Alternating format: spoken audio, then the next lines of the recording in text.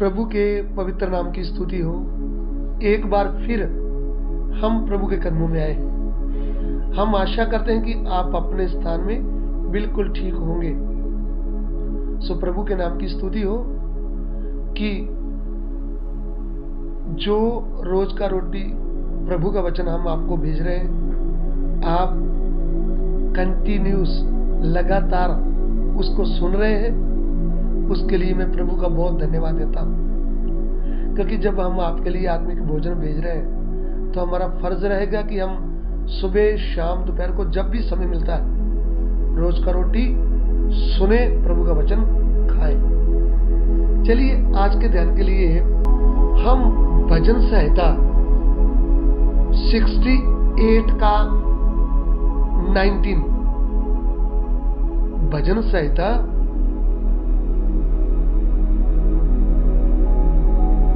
68 यानी 66 का 19 जबूर 18 19 सैम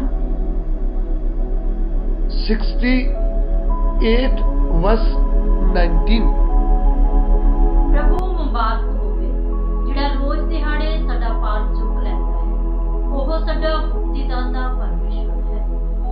धन्य है प्रभु जो प्रतिदिन हमारा बोझ उठाता है, वही हमारा उद्धारकर्ता परमेश्वर है। इधर में परमेश्वर का भक्त ऐसा कहता है कि प्रभु हमारा परमेश्वर धन्य है। यानी जबूर लिखने वाला परमेश्वर का भक्त दाऊद वो कहता है कि धन्य है हमारा प्रभु जो रोज दिन हमारा बोझ उठाता है और वही हमारा उद्धार करता है। ये दो बातें। सो मेरे प्रिय भाइयों बहनों, जब हम प्रभु के विषय में प्रभु के वचन से ध्यान करें तो प्रभु परमेश्वर एक ही है। ये बात आपने ध्यान में रखना, क्योंकि परमेश्वर और प्रभु दोनों एक ही है। कितनी बार जहां पे प्रभु शब्द आया है, वो प्रभु शब्द जो है वो प्रभु यीशु के लिए आया है। और प्रभु यीशु कौन है? वो हमारा प्रभु है। और प्रभु यीशु कौन है? वो हमारा परमेश्वर है। इसलिए आदि में वचन था, वचन परमेश्वर के साथ था और वचन ही परमेश्वर था और वचन ही देहधारी हुआ, जो हमारा प्रभु यीशु बनकर इस पृथ्वी में आया। तो चलिए, मैंने आपको ये बताया है कि प्रभु बोले तो प्रभु यीशु ही, और कोई प्रभु है ही नहीं, एक ही प्रभु है। और जिधर भी बात आती है, प्रभु की बात आती है, तो प्रभु यीशु की बात आती है। यशायाह भविष्यवक्ता 6 अध्याय, जब यशायाह की पुस्तक 6वां अध्याय, जब उसका हम 1 वचन 2 पढ़ेंगे तो उधर में लिखा है, मैंने प्रभु को ऊंचे सिंहासन पर देखा। इजाया चैप्टर 6 वर्स 1-2, यशायाह 6:1-2।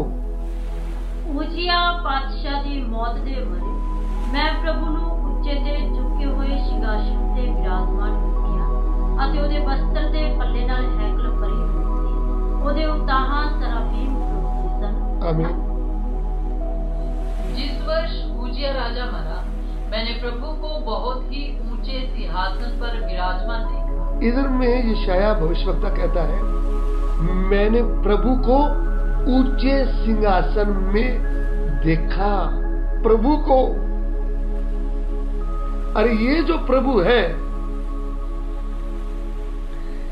यही प्रभु जो सिंहासन में बैठा था ना, उसी का दर्शन यशायाह ने जब दूसरी बार देखा तो वो कहता है कि कुमारी गर्भवती होंगी वह एक पुत्र को जन्म देगी और उसका नाम इमानुएल रखा जाएगा, जिसका मतलब परमेश्वर हमारे साथ। फिर वो कहता है कि जो हमारे लिए बालक उत्पन्न हुआ है ना, जो हमें पुत्र दिया गया है, वो पराक्रमी परमेश्वर है, अनंत काल का पिता है और शांति का राजकुमार है। यानी वो ही प्रभु परमेश्वर मनुष्य के रूप में, बच्चे के रूप में आया है, जिसको नाम दिया है प्रभु यीशु मसीह। तो इन सभी वचनों से हमें पता चलता है कि यीशु मसीह के लिए ही प्रभु शब्द आया। फिर किसी ने प्रभु को प्रश्न पूछा कि क्या प्रश्न पूछा? मरकुस सुसमाचार उसका 12 अध्याय उसका 29 और 30 वचन। Mark chapter 29 verse, Mark chapter 11 verse 29 30, मरकस 12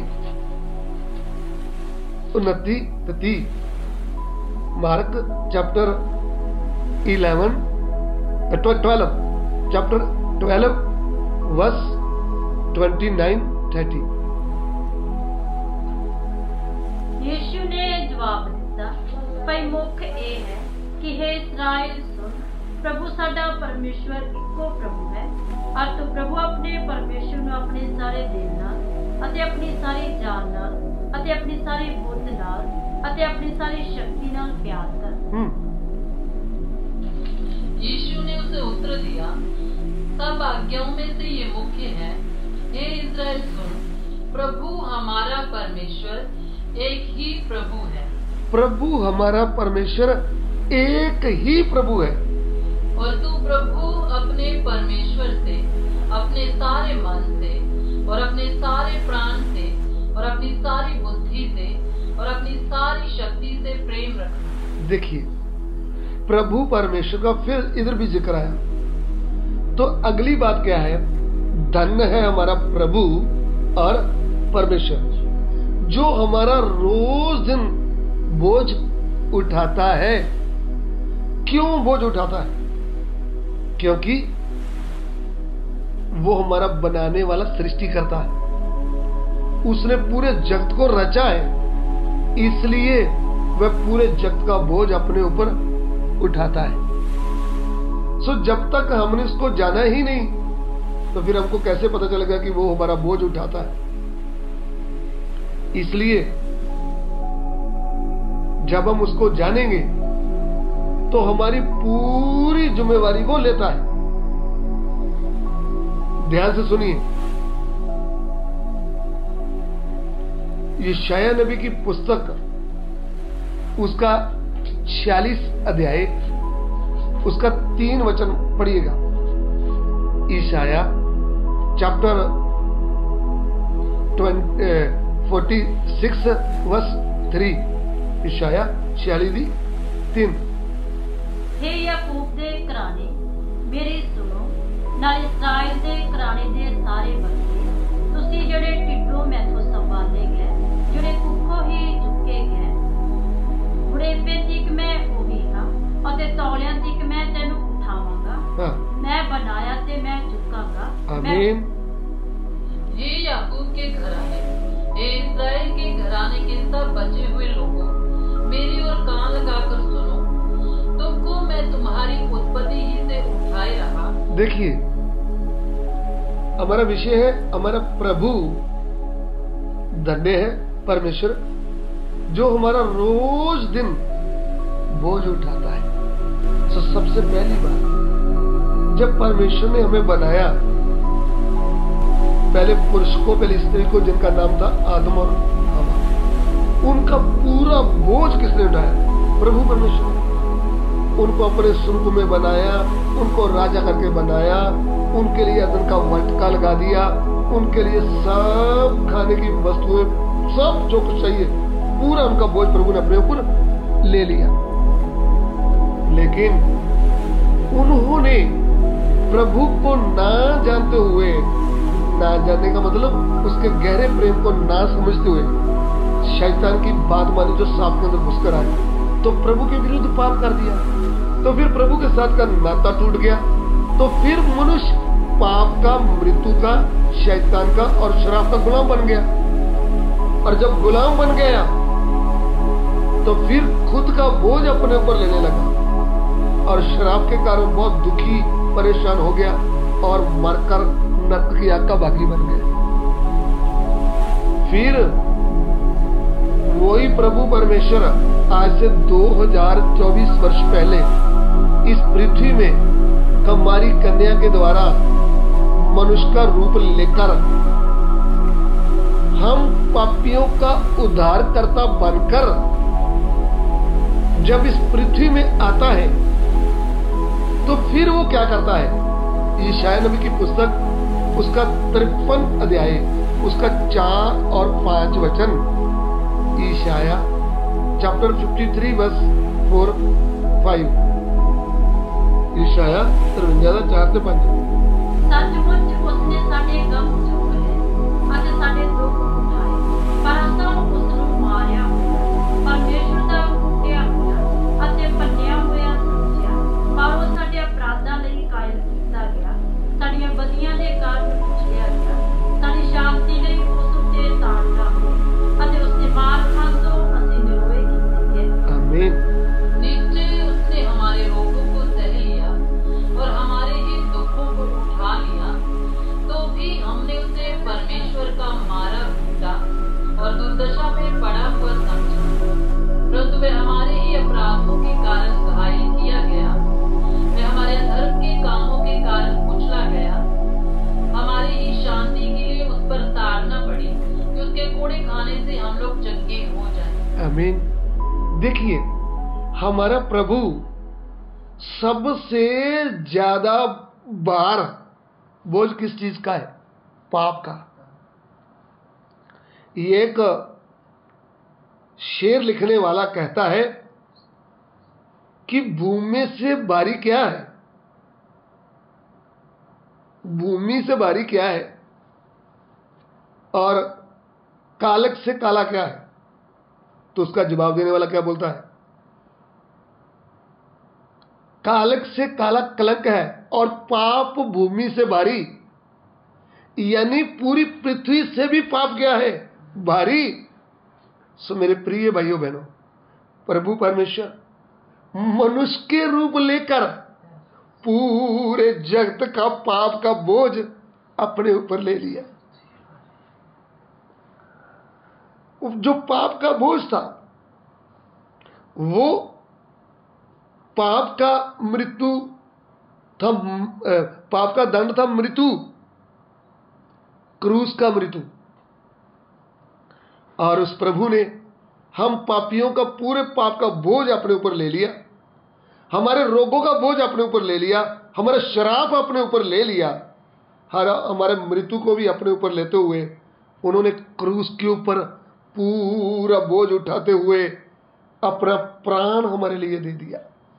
जब अपना प्राण हमारे लिए दे दिया है, तो वो क्या कहता है? जब हम मत्ती सुसमाचार उसका 11 अध्याय उसका 28 वचन पढ़ते हैं, तो उधर में क्या लिखा है? हिंदी में पढ़िएगा। हे सब परिश्रम करने वालों और बोझ से दबे हुए लोगों, मेरे पास आओ, मैं तुम्हें विश्राम दूंगा।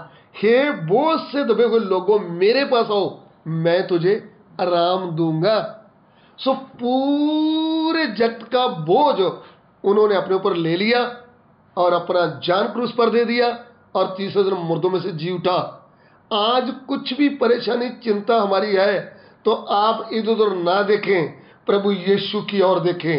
जो प्रभु परमेश्वर है हमारा, जो हमारा उद्धारकर्ता बनकर आया है, वह आज भी हमारा बोझ रोज उठाता है, रोज हमारा बोझ उठाता है।